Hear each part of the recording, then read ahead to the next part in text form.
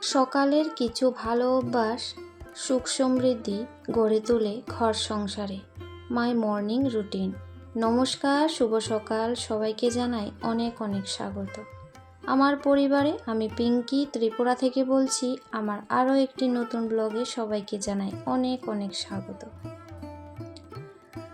তো আজকে হয়েছে বৃহস্পতিবার, এখন সকাল 5:15 বাজে।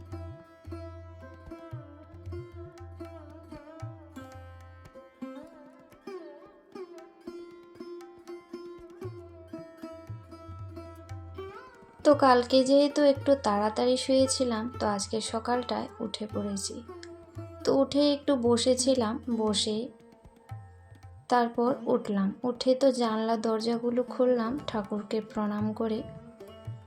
তো দেখি ছেলে তো উঠে যায় প্রত্যেক দিন 4টের সময়। তো ওর এখন একটা ভালো অভ্যাস হয়েছে, প্রতিদিন সকাল 4টের সময় উঠে পড়ে, অ্যালার্ম দিয়ে রাখে মোবাইলে, তারপর মাঠে চলে যায়। তো একা যায় না, ওর সাথে আরও আছে সমবয়সী। পুরো মাঠটা তো আর কম বড় নয়, তো ওটার মধ্যে দৌড়াদৌড়ি, তারপর খেলা, ব্যায়াম সব কিছু মিলিয়ে করে। তো ওর ভালো অভ্যাসটা এখন ভালোই হয়েছে। এতদিন তো ওকে বলে বলে ঘুম থেকে উঠাতে পারতাম না, এখন মাথায় কি ঢুকেছে, নিজের শরীরের চর্চা করছে, সেটা কিন্তু ভালো লাগছে দেখে।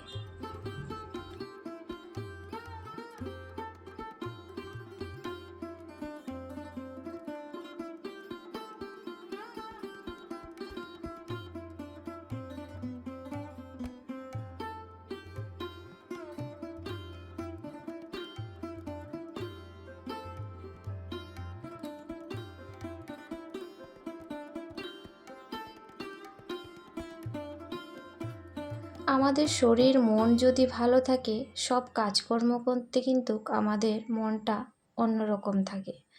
মন শরীর যদি ভালো না থাকে, কেউ ভালো কথা বললেও কিন্তু ভালো লাগে না। দেখবে যখন শরীর প্রচণ্ড খারাপ থাকে, কেউ যদি ফোন করে বা কথা বলতে যায়, সেরকম একটা বিরক্তিকর লাগে।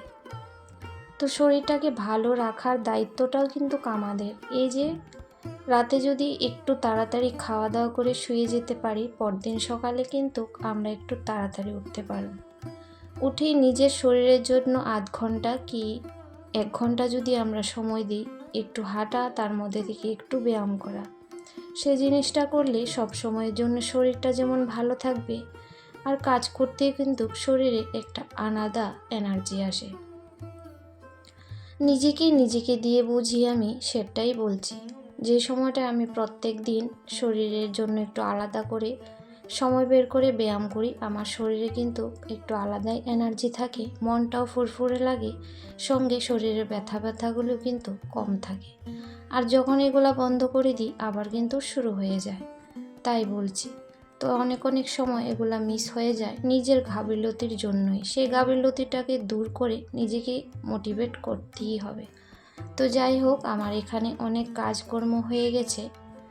আর মানি প্লান্ট গাছগুলো না, আমি রান্নাঘরে রেখে দেখেছি অনেকবার, জলে কিংবা মাটিতে, কখনোই ভালো হচ্ছে না। ওইখানে রাখলেই কীরকম মনমরা হয়ে থাকে। তো ভাবলাম যে গাছটা যেখানে থেকে ভালো থাকে, এখন থেকে ওইখানেই রাখব। ঠিক আমাদের মতোই, আমরা যে কাজটা করে আমাদের শরীরটা মনটা ভালো রাখতে পারবো, ঠিক সেটাই কিন্তু আমাদের করতে হবে।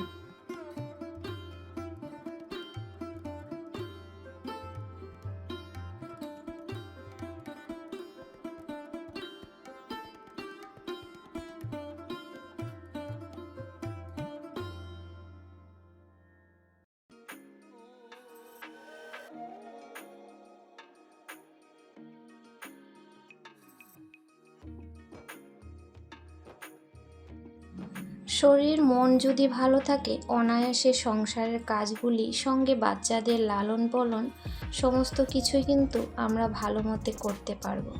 না হলে একটানা যদি সবসময় এক কাজ করি বা একঘেয়েমি থাকে, মনটা কিন্তু চিটচিটে হয়ে যায়।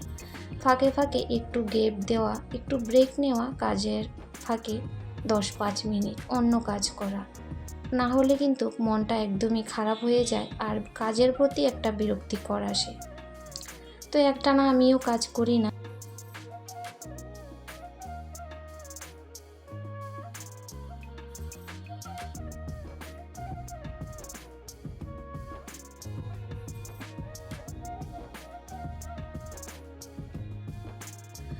ঘরের মোটামুটি কাজগুলো করে তারপর ছাদে আসলাম। তো ছাদে পাখিদেরও একটু চাল দেওয়া হবে, সঙ্গে আমিও একটু হাঁটলাম আর গাছগুলিও কিন্তু দেখে নিলাম। ও তার আগে এক ব্যাগ কিন্তু আবর্জনা ফেলে এসেছি, মানে ওই যে ছাদের উপরে থাকে অনেক কিছু জমা হয়ে, সেগুলা ফেলে আসলাম। তো ওই মাঝে মাঝে ওইগুলি করতে থাকি টুকিটাকি। তারপর রান্নাঘরে দুই একটা বাসন ছিল, ওইগুলা ধুয়ে রাখলাম। তো আজকে তো সিঁড়িটা মুছতে হবে, তো এখন কিন্তু সিঁড়িটা মুছে নেব। আর আকাশটা একদমই মেঘাচ্ছন্ন, একটু হালকা হালকা হাওয়া আছে, ওটাই।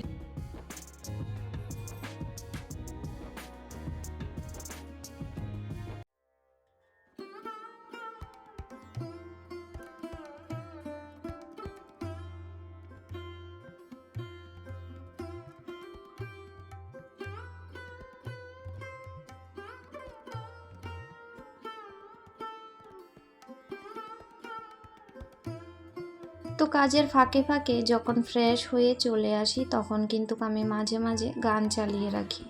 তো গানটা শুনতে আমার বেশ ভালো লাগে। ছোটোবেলা থেকেই নাচ গানের প্রতি একটা বিশেষ আকর্ষণ আমার কাছে। তো যাই হোক, তারপর কিছুটা কাপড় ভিজিয়েছিলাম, সেগুলা কেচে নিয়েছি আর কিন্তু স্নান করে চলে এসেছি। তো স্নান করার আগে কিন্তু আমি চিয়া সিডটা খেয়ে নিয়েছি গরম জল দিয়ে। তো ওইদিকে ওইটা আমার খাওয়া হয়ে গেল। সময় মতো সব কিছু তো আর হয় না যে চান করে গিয়ে খাবো, তাহলে কিন্তু আরও লেট হয়ে যেত। তারপর তো ওইদিকে আমাকে চা করতে হবে, তো সেটা হিসেব করে কিন্তু চিয়া সিডটা খেয়ে নিয়েছি। তারপর আবার জিরে জলটা আছে, ওইটাও খাবো সেই জন্য।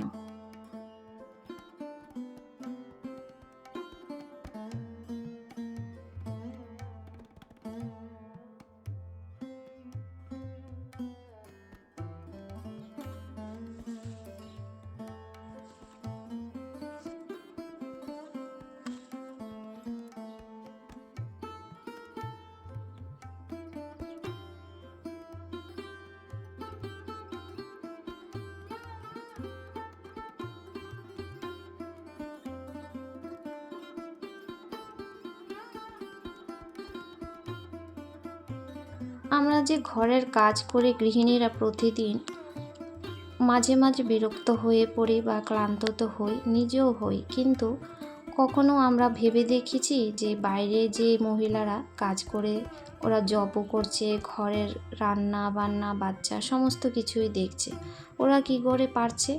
ওই জিনিসটা যদি আমরা খেয়াল করি, তাহলে কিন্তু আমাদের মধ্যে অবশ্যই একটা আলাদা এনার্জি আসে। তো এসব কিছু ভিডিও মোটিভেট করা দেখতে লাগে, আর দেখার পর কিন্তু আমি অবশ্যই নিজেকে মোটিভেট রাখি।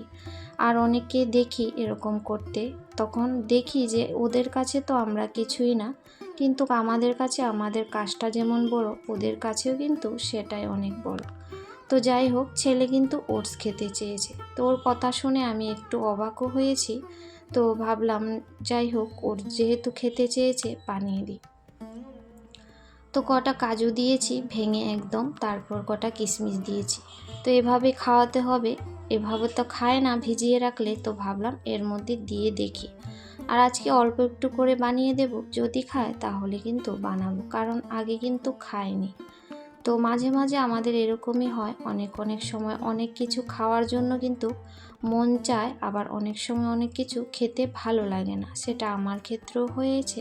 তাই তো অল্প করেই বানাচ্ছি ওটসটা, দেখি। তো নামানোর আগে কিন্তু একটু আমি ঘিও দিয়েছিলাম, তো ঘিয়ের যেহেতু আলাদা একটা টেস্ট আর সেন্ট আছে, সেটার জন্য কিন্তু ভালোই লেগেছে। তারপর ওই যে আর একটু ভালো লাগার জন্য একটু ম্যাগি মশলা দিয়ে দিলাম।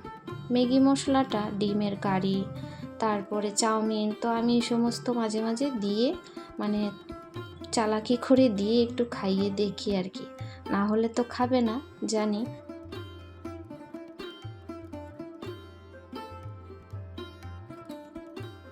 তো খেয়ে দেখলো যে মা বেশ ভালোই হয়েছে, তো আমাকে আরেকটু দাও।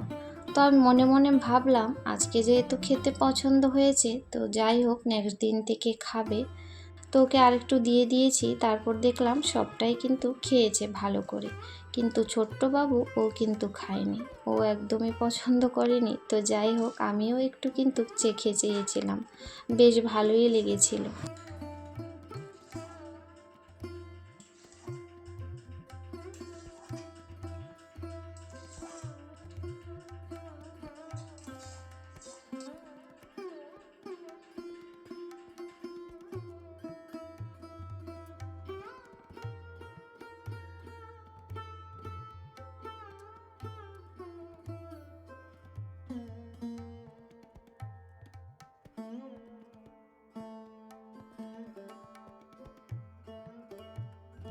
তো তারই মধ্যে অনেক কিছু রান্না হয়েছে। ছোট মাছের চচ্চড়া 2 ভাগে করেছি, একটা বেগুন টমেটো দিয়ে আর একটা শুকনো করে, আর ডাল করব, আর এদিকে উচ্ছে আলু ভাজা। তো যাই হোক, আজকের মতো ভিডিওটি এখানেই শেষ করছি। সবাই খুব ভালো থেকো, সুস্থ থেকো। আগামী দিন আবারও আসবো নতুন আরেকটি ভিডিওর সাথে।